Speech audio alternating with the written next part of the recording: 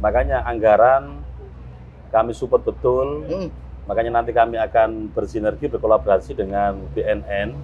Kita duduk bareng, program apa ini mumpung lagi mau pembahasan APBD 2026. Mantap. Dan itu, mantap. monggo nanti katakanlah yang selama ini kita anggaran kita itu lebih dari 3 miliar untuk sosialisasi. Ya.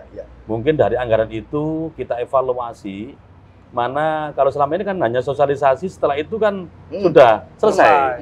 Nah, bagaimana tadi yang ada konselor tiap desa, ada 365 desa ini benar-benar kita tata, kita buat pel project lah. Yang kita lakukan saat ini kita bareng dengan salah satu ulama di Kabupaten Pasuruan, kita ngaji cafe to cafe dengan memberikan pemahaman bahaya narkotika di kafe-kafe. Ya. Kemudian kita lakukan Gus BNN itu ke sekolah-sekolah untuk memberikan pemahaman penyalahgunaan narkotika dan dampaknya kepada para pelajar.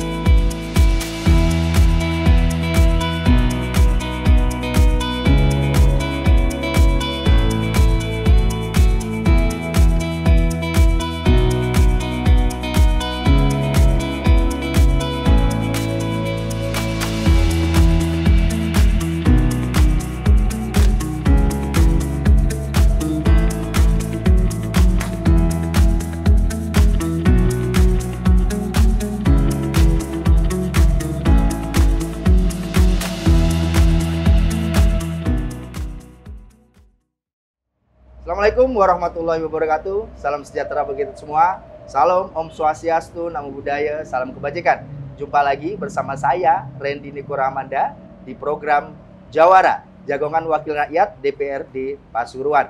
Genderang perang terhadap narkoba terus ditabuh oleh seluruh pihak di Kabupaten Pasuruan, tak terkecuali oleh BNNK dan DPRD Kabupaten Pasuruan.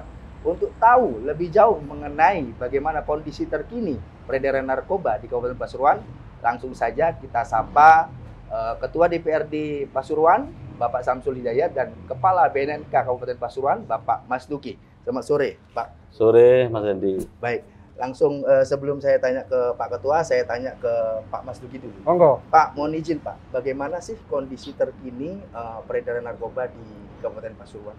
Ya, kondisi terkini sebenarnya di Pasuruan ini sudah ada beberapa orang yang ditangkap, terus kemudian dilakukan asesmen di BNNK Pasuruan sebanyak 180 orang sampai sekarang.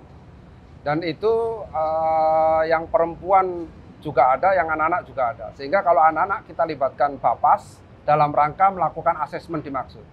Nah, dengan banyaknya orang yang di asesmen di BNNK Pasuruan, berarti penyalahgunaan narkotika itu makin juga harus ekstra dalam rangka lakukan penanganan itu, baik sosialisasi, rehabilitasi, dan pemberantasan. Dan ini sering kita lakukan kegiatan-kegiatan dimaksud dalam rangka mempersempit ruang gerak penyalahgunaan narkotika di wilayah Pasuruan. Baik, dari data-data tersebut, yang paling dominan yang membuat mereka terjerumus ke narkoba itu seperti apa, Pak, sebenarnya? Yang paling dominan narkotikanya atau sebab masuknya? Sebab masuknya, Pak. Kebanyakan yang ditangani oleh BNNK Pasuruan ini, yang pertama masalah keluarga, yang kedua stres, ketiga masalah pekerjaan. Pekerjaan ini salah satu alasan-alasan yang sengaja dibuat oleh mereka untuk membenarkan penyalahgunaan narkotika. Karena dianggapnya orang pakai narkotika itu bisa mampu melakukan pekerjaan-pekerjaan di luar dari kemampuan tubuh manusia.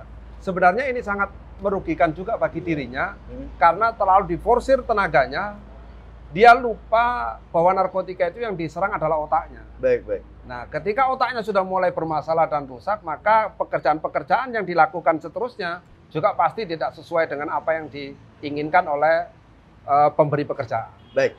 Kalau sejauh ini Pak Mas Duki, yang sudah di langkah pencegahan yang sudah dilakukan oleh BNNK Pasuruan seperti apa? Kalau langkah yang kita lakukan saat ini, kita bareng dengan salah satu ulama di Kabupaten Pasuruan, kita ngaji cafe to cafe dengan memberikan pemahaman bahaya narkotika di kafe-kafe. Ya. Kemudian kita lakukan Gus BNN itu ke sekolah-sekolah untuk memberikan pemahaman penyalahgunaan narkotika dan dampaknya kepada para pelajar. Yang berikutnya ada BNN menjawab. Ya. Kita lakukan di masjid-masjid dengan langkah memberikan pemahaman bagi jamaah yang ada di masjid. Berikutnya kita bentuk desa bersinar. Nah, desa bersinar ini ada IBM, intervensi berbasis masyarakat. Baik. Nah, intervensi berbasis masyarakat ini kami latih 5 agen pemulihan yang bisa memulihkan masyarakat yang sudah terlanjur pakai narkotika, nggak perlu lagi ke tempat rehab, nggak perlu ditangkap oleh BNN atau polisi, tapi bisa direhabilitasi oleh masyarakat itu sendiri. Namanya intervensi berbasis masyarakat. Baik. Nah, ini kami buat 1 tahun itu 1 desa, Pak Ketua. 1 tahun 1 desa. Nah, saya punya keinginan gimana kalau seandainya 365 desa itu kita bentuk agen pemulihan dalam 1 tahun, walaupun 1 desa 1 agen pemulihan. Iya, kalau tidak, kita butuh 365 tahun untuk punya agen pemulihan di desa. Iya kan? Berarti setahun hanya 1. Karena 1 tahun hanya 1, sehingga saya bisa mengalahkan penjajahan Belanda yang 350 tahun. Kita 365 tahun itu jadi. Sehingga nanti saya punya akselerasi atau percepatan dalam penanganan narkotika di tingkat desa dengan agen pemulihan 1 desa 1 agen pemulihan per tahun. Barangkali nanti Pak Ketua bisa mendukung itu. Mantap. Siap. Satu lagi Pak, sebelum saya beralih ke Pak Ketua. Kalau melihat data, korbannya kan tidak hanya dewasa. Ya. Ada puluhan yang anak-anak. Bagaimana BNNK mengedukasi remaja dan anak-anak ini supaya tidak terlalu dalam terjerumus atau bahkan mengeluarkan mereka dari lingkungan itu. Seperti apa? Kita banyak melakukan kegiatan-kegiatan sosialisasi di tingkat SMA, terus kemudian kemarin kita ada RTS namanya, Remaja Teman Sebaya Anti Narkotika, yang nantinya dia masuk ke circle-nya masing-masing untuk memberikan pemahaman-pemahaman di circle-nya masing-masing.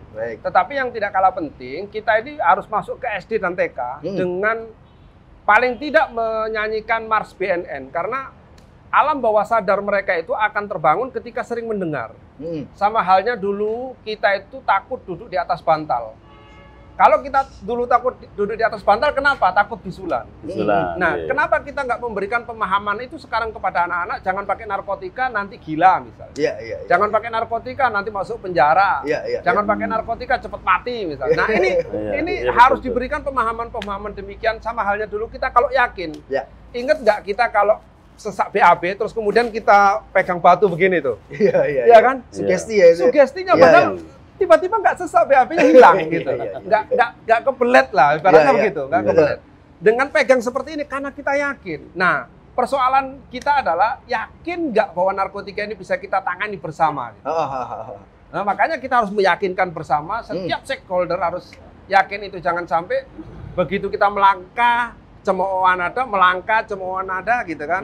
Sehingga kita mau kalau kami tetap aja apapun yang disematkan ke kami tetap kita lakukan. Penanganan narkotika itu kita maknai sebagai ibadah kita. Baik. Pak Ketua DPRD, Pak Samsul Hidayat, isu narkoba di Kabupaten Pasuruan ini sangat luar biasa. Lah, bagaimana DPRD Kabupaten Pasuruan memandangnya seperti apa? Terima kasih Mas Hendy. Jadi yang pertama, kami mengucapkan terima kasih dari BNN yang sudah melakukan beberapa program kegiatan sampai dilakukan pemberantasan. Kemudian yang kedua, kami juga berterima kasih pada Kapolres dan Kapolresta yang juga melakukan hal yang sama. Memang dengan data yang ada, kami sangat miris melihat penggunaan narkoba ini sudah tidak hanya menyerang orang dewasa, termasuk anak-anak dan perempuan. Nah, ini menjadi perhatian kita betul, sehingga ada beberapa program kegiatan yang kami lakukan bersama pemerintah daerah. Ini ada 3 dinas, ada Dinas Pemuda dan Olahraga, khususnya di Dinas Kepemudaan, kemudian di Bakesbang Dinmas. Ini melakukan sangat banyak program kegiatan, khususnya masalah sosialisasi dengan yang berbeda. Contoh misalkan Dinas Kepemudaan, Dinas Pemuda dan Olahraga, dalam hal ini bidang kepemudaan itu sasarannya itu pada anak-anak sekolah, kepada pemuda, baik itu ormas dan sebagainya. Ini. Kemudian kalau yang Bakesbang itu berada sasaran orang tua masyarakat lah. Ini. Baik. Kalau melihat saat ini urgensi pemberantasan penyalahgunaan narkoba di Kabupaten Pasuruan ini kan sangat dominan.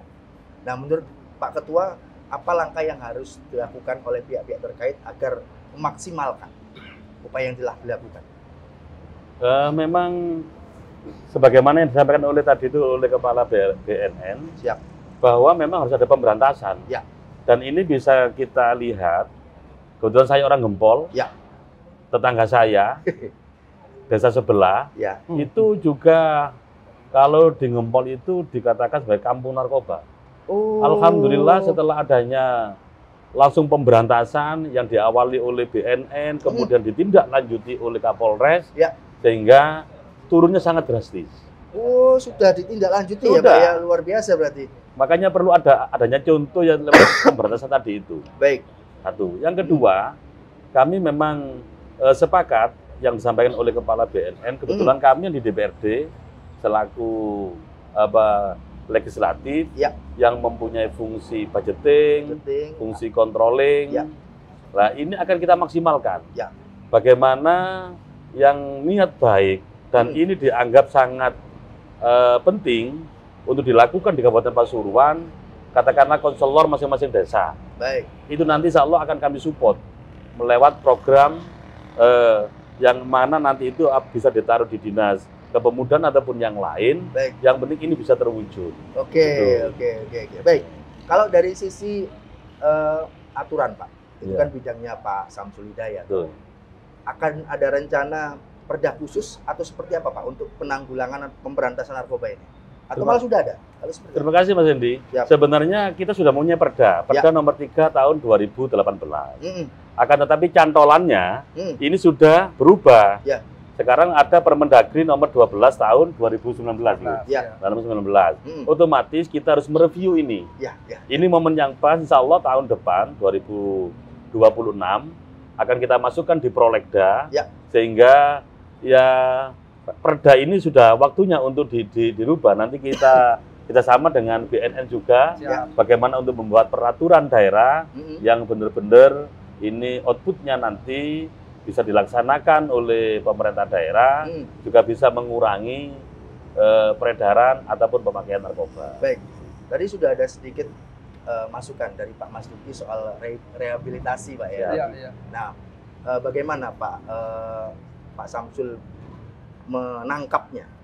Apakah itu akan dilaksanakan di tahun ke depan atau seperti apa Pak? Kebetulan Mas Hendy, sebelum Pak Mas Duki ini kan Pak siapa dulu itu? Pak Erlang. Pak Erlang. Ya.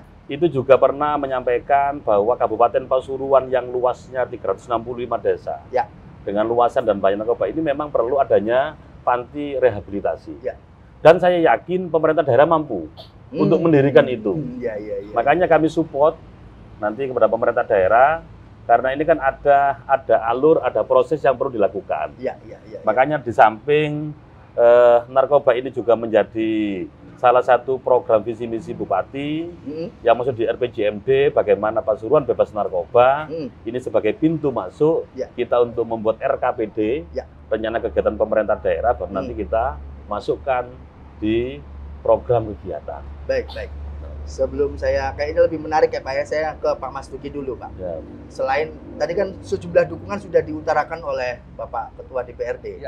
Nah mungkin saya ingin tahu BNNK Kabupaten Pasuruan ini apakah ada cara lain, misal melakukan pendekatan ke keluarga, Ya. atau ada cara lain, alternatif lain, atau seperti apa Pak Mas Duki? Kalau kita ini sebenarnya kita akan mencari akar masalahnya apa sehingga orang itu pakai narkotika. Ya. Sehingga ada program juga kita ketahanan keluarga. Ketahanan keluarga itu bagaimana kita mengembalikan lagi fungsi keluarga yang hilang. Saat saya pernah tugas di luar Jawa, itu pernah saya tanya kepada seorang anak begini, "Nak, kapan kamu terakhir cium tangan orang tuamu?" Siap. Karena adat ketimuran kita kalau mau kemana-mana itu kan cium tangan orang tua. Iya. Kemudian disampaikan sama anak itu, sampaikan ke saya lagi, "Pak, jangan tanyakan kapan terakhir cium tangan orang tua saya. Tapi tanyakan kepada orang tua saya, kapan dia terakhir belai kepala saya." Iya. Artinya perhatian terhadap anak itu juga sangat penting. Iya. Ya ini luar biasa. Sehingga nanti ketahanan keluarga itu juga penting. Yang pertama. Yang kedua, ketika keluarga mengirimkan anak untuk direhabilitasi, maka keluarga itu harus berbenah. Siap. Jangan sampai ketika direhabilitasi pulang ke rumah, dia kembali lagi kambuh. Kenapa? Karena lingkungan di keluarganya tidak mendukung. Iya. Nah ini ada beberapa program-program yang harus dilakukan untuk itu. Makanya saya kerjasama dengan Dinas DP3AP 2KB, itu dia punya Puspaga, Pusat Pendidikan Keluarga. Di situ punya konselor, punya psikolog. Iya. Sehingga di keluarga-keluarga yang bermasalah itu dikonseling dengan baik. Nanti mudah-mudahan saya juga ingin membentuk FSG, Family Support Group, bagi keluarga-keluarga yang di bawahnya atau keluarga anaknya, bapaknya itu ada narkotikanya, sehingga keluarganya itu bisa mensupport dalam rangka pemulihan keluarganya kalau ada pecandu. Ini harus menyeluruh dalam penanganan narkotika itu. Kalau kita tahu akar masalahnya apa, penanganannya apa, endingnya nggak kita rawat, dia akan balik lagi. Gitu. Dia akan balik lagi. Sebelum jauh ke mana-mana lagi, saya pengen tahu prosedur rehabilitasi rawat jalan di BNNK Kabupaten Pasuruan seperti apa sih? Ada dua cara. Kalau rawat jalan itu bisa volunteer. Volunteer itu dia bisa dengan sukarela melaporkan diri ke BNN, kita asesmen, baru kita lakukan rawat jalan kalau seandainya kategori sedang dan ringan. Kalau kategori berat, maka kita rujuk ke rehabilitasi rawat inap. Itu kalau volunteer. Ada lagi kalau compulsory. Compulsory itu ditangkap oleh Polres, tapi BB-nya di bawah SEMA nomor 4 tahun 2010. Kemudian bisa diajukan TAT, tim asesmen terpadu ke BNN, baru kita rekomendasi rehabilitasi. Baik rawat inap maupun rawat jalan. Kalau tantangan terbesarnya apa Pak selama ini yang dihadapi oleh BNNK supaya untuk menjalankan SOP itu? Tantangan terbesarnya itu adalah stereotip masyarakat yang menganggap bahwa kalau seandainya melaporkan anaknya itu nanti ditangkap. Padahal kan di pasal 128 Undang-Undang 35 tahun 2009 tentang narkotika disebutkan begini, pecandu, penyalahguna, korban penyalahguna yang belum cukup umur, dilaporkan oleh orang tua atau walinya tidak dituntut pidana, tapi dilakukan rehabilitasi. Itu yang pertama. Yang kedua, faktor malu. Jadi orang melaporkan keluarganya ke BNN untuk direhabilitasi itu malu. Waduh, nanti ketahuan keluarga saya pakai narkotika. Justru harusnya mereka itu nggak malu, tapi menyelamatkan anaknya, menyelamatkan keluarganya dari ketergantungan lebih dalam. Harusnya itu. Jangan, makanya stereotip ini harus kita hilangkan. Stop stigma. Nah, stop stigma terhadap wah ini pecandu, ini sampah masyarakat. Sehingga kalau orang mau baik, mau tobat, stop stigma penyalahgunaan narkotika atau pecanduan narkotika. Kalau kita bicara pecandu, ada mantan pecandu. Program pasca rehabilitasi yang tentu mereka nggak bisa langsung diterima oleh masyarakat. Nah, program pasca rehabilitasi yang dilakukan oleh BNNK itu untuk mengedukasi mereka supaya mereka bisa diterima oleh lingkungan sekitarnya seperti apa?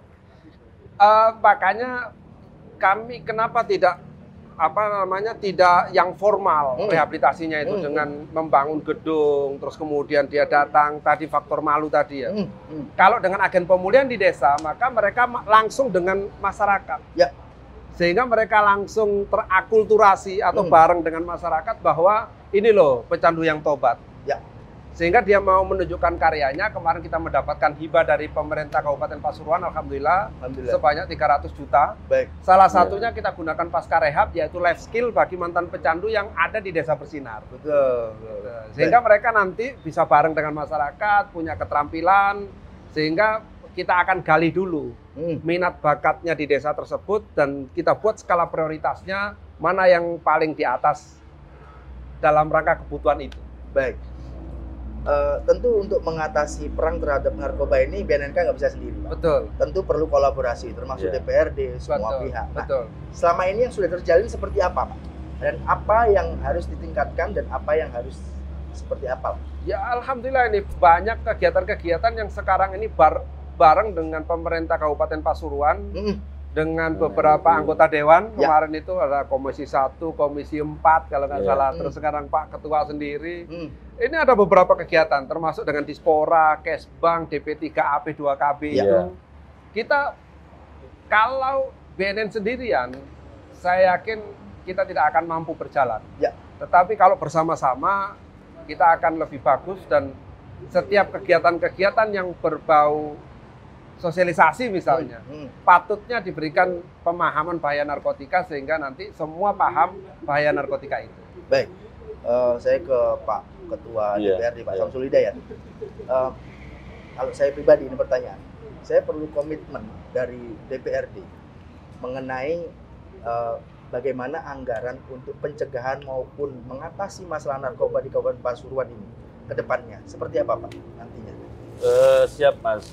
Jadi terkait dengan komitmen kami, karena bagaimanapun narkoba ini merusak lah, merusak bangsa, merusak pemuda.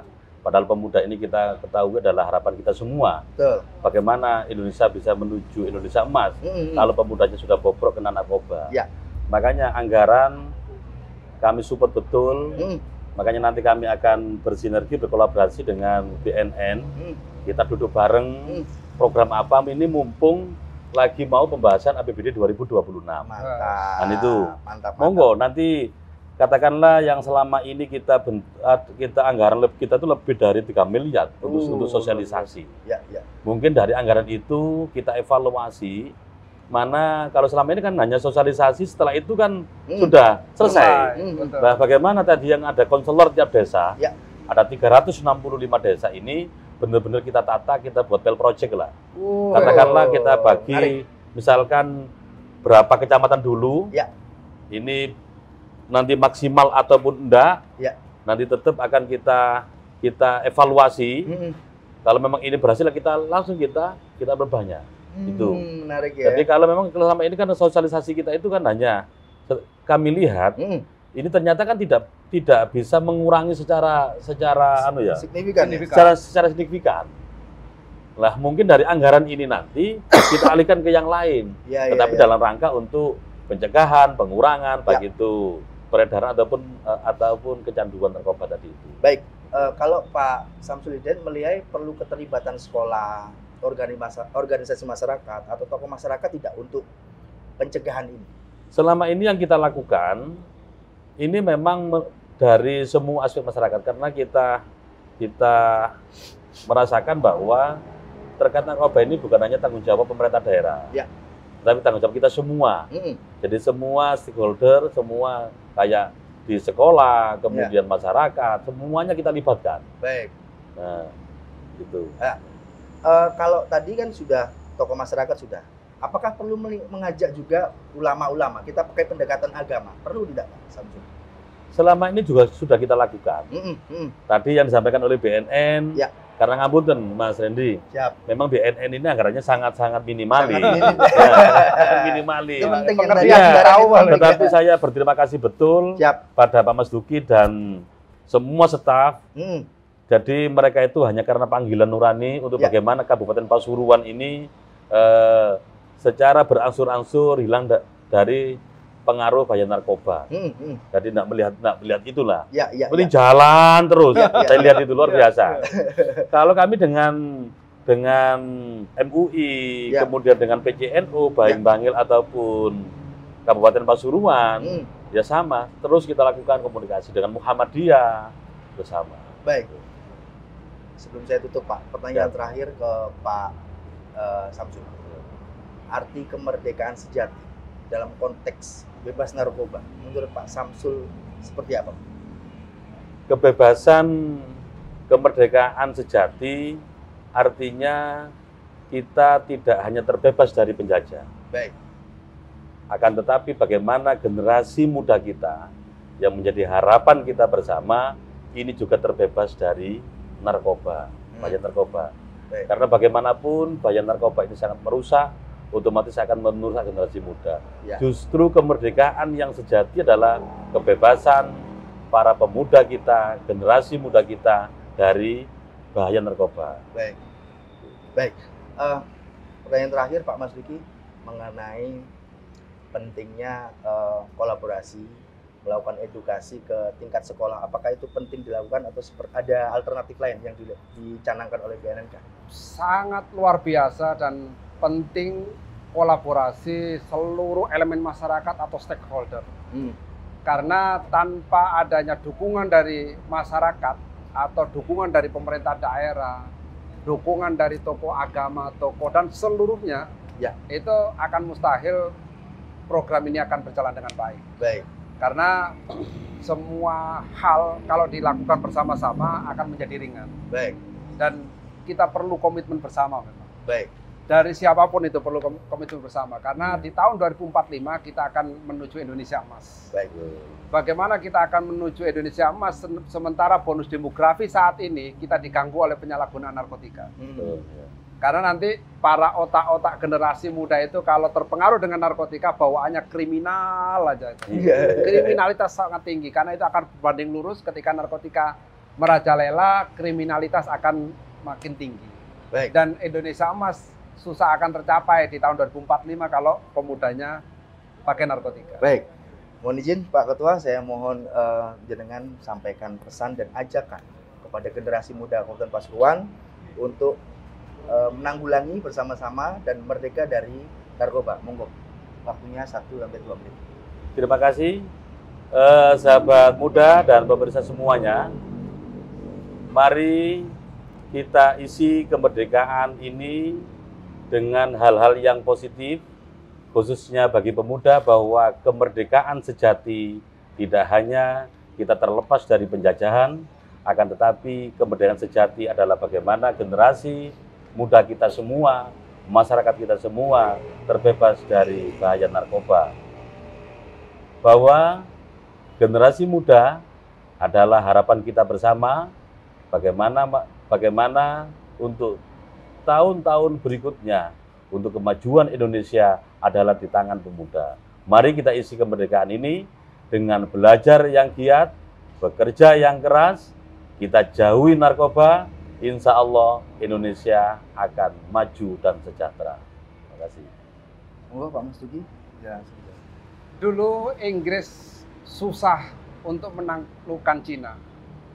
Kemudian Inggris memberikan candu kepada Cina, maka dikenal dengan Perang Candu. Dan baru saja Hong Kong bisa terbebas dan merdeka dari persemakmuran Inggris. Artinya candu bisa menguasai sebuah negara. Makanya negara lain kalau mau menjajah sebuah negara lain, berikanlah narkotika, maka akan menguasai negara itu. Saya yakin semua masyarakat yang ada di Indonesia, terutama Pasuruan, tidak ingin wilayahnya rusak gara-gara narkotika. Kita dikenal dengan wilayah agamis, wilayah santri, dan semua hal yang baik itu tersematkan di Kabupaten Pasuruan. Dan mudah-mudahan ini tidak akan terganggu dari maraknya narkotika yang ada di Kabupaten Pasuruan. Sehingga kita berharap seluruh lapisan masyarakat, stakeholder yang lapisan paling bawah, kita bareng-bareng dalam rangka penanganan penyalahgunaan narkotika di wilayah Kabupaten Pasuruan bersama BNN. Terima kasih. Terima kasih Pak Mas Duki dan Pak Samsul Hidayat. Baik Tribuners, itu tadi bincang santai saya bersama Ketua DPRD Kabupaten Pasuruan, Bapak Samsul Hidayat, dan Kepala BNNK Kabupaten Pasuruan, Bapak Mas Duki. Semoga bisa diambil hikmah dan manfaatnya. Sebelum saya tutup, jangan lupa untuk terus menonton podcast Jawara Jagongan Wakil Rakyat DPRD Kabupaten Pasuruan di channel YouTube Harian Surya dan Tribun Jatim Network. Saya Rendy Niko Ramanda, pamit. Assalamualaikum warahmatullahi wabarakatuh.